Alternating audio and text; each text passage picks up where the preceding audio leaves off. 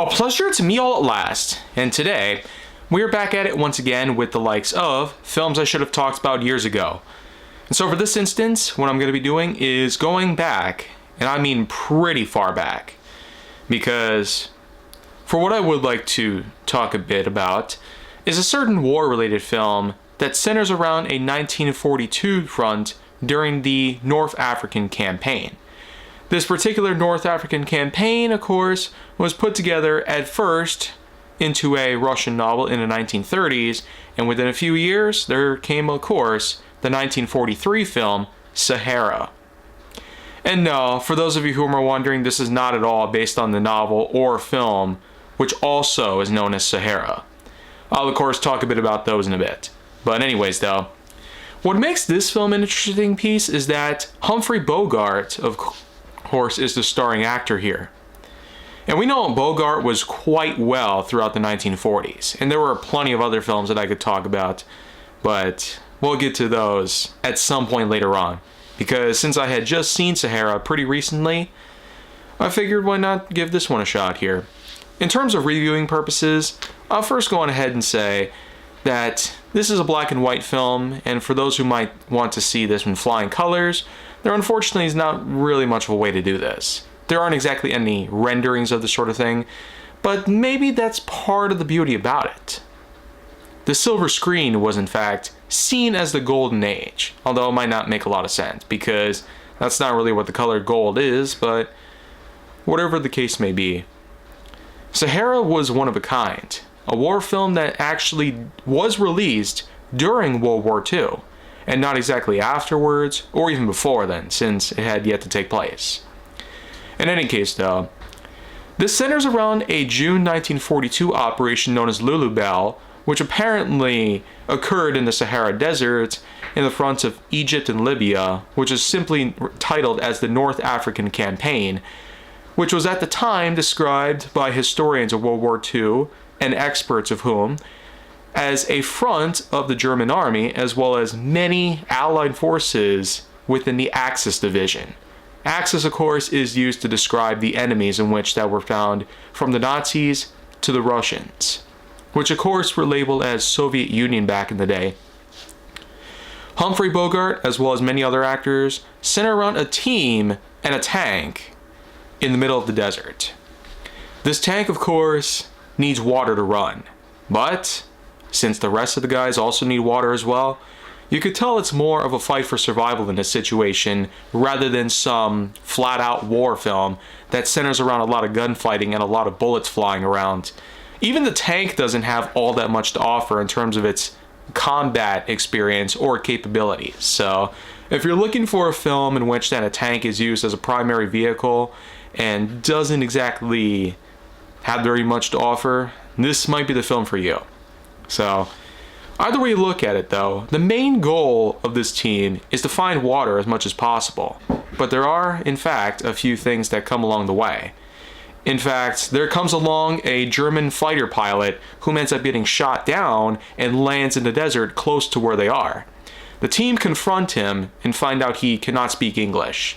They thankfully have a member whom is able to translate his German and let him know that the combination of British soldiers as well as other members of the Allied forces are being overrun by the Germans. And a good majority of directional divisions that took place in the Sahara have been overrun in the time since the team had apparently gone out to find more water. And if that's not crazy enough, there is apparently a team of soldiers out there led by a combination of Libyan and African natives whom are in fact on the search for water just the same. Even creepier is that a deal is supposedly taking place. A deal in which that is meant to be exchanged water for guns. In any case though, the Allied team does make it around with their prisoner of war as well as a man whom unfortunately is trying to retreat from his home which had been overrun by the Germans in an effort to find safety. He even offers a picture of his wife to let him know that he really doesn't want to be left behind. The team, however, do initially go on without him, but do allow him to come along because they eventually find a well A well that at first appears dry, but upon closer inspection, water happens to be dripping from inside the cavern itself. And so, they are able to collect water, thankfully through a careful procedure of grabbing some receptacles and being sure to ration the water as much as possible, because they not only need it for themselves, but for the tank as well to prevent it from overheating. As they never know when this team of Axis forces is going to be closing in on them and be ready to attack the Allies. The Axis forces that are essentially closing in on the trail of the tank team, the Lulubill itself, are basically coming in hot. No doubt, because most of the tracks are rather fresh. From the prints, from the treads, from even the wreckage of that recently downed fighter pilot, whom is now a prisoner of war. Let's remind ourselves on that. Anyways, though, we do mostly spend a lot of time from this point going forward with this well, because since it still happens to be offering some water, there was no real use for them to be abandoning it, especially when the Axis forces might want it for themselves, and this is supposedly an effort made to stop them from becoming so powerful. Because numbers, of course, means more strength. Strength in numbers.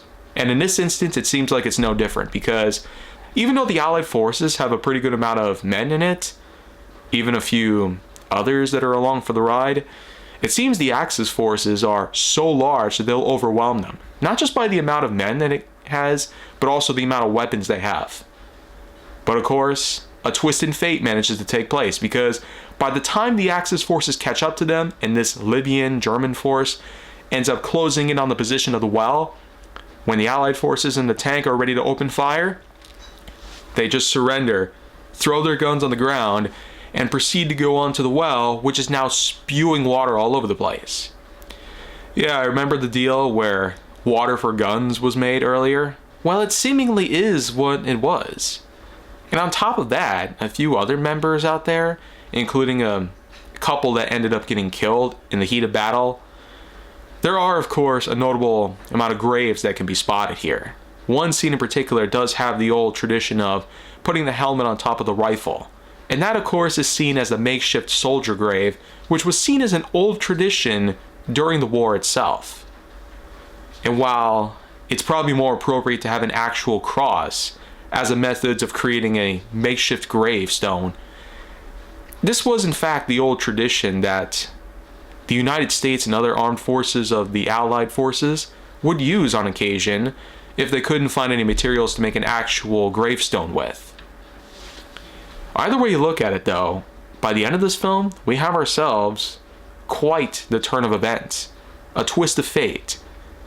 The Allied forces would have normally been doomed because of the strength in numbers and the heavy firepower the Axis forces were carrying, but not in this case, apparently. So I guess you could say the Allied forces were not only fortunate, but lucky on all fronts. Sahara, by any means, it doesn't have all that much to offer in terms of action. It's more about the fronts of survival, and because of its basis on an actual event from World War II, it's one of a kind. And for the box office, it seems rather low compared to the results we might get nowadays, but keep in mind, this was 1943. So nearly $3 million in profits would equate to at least 20 times that amount in today's money because of inflation.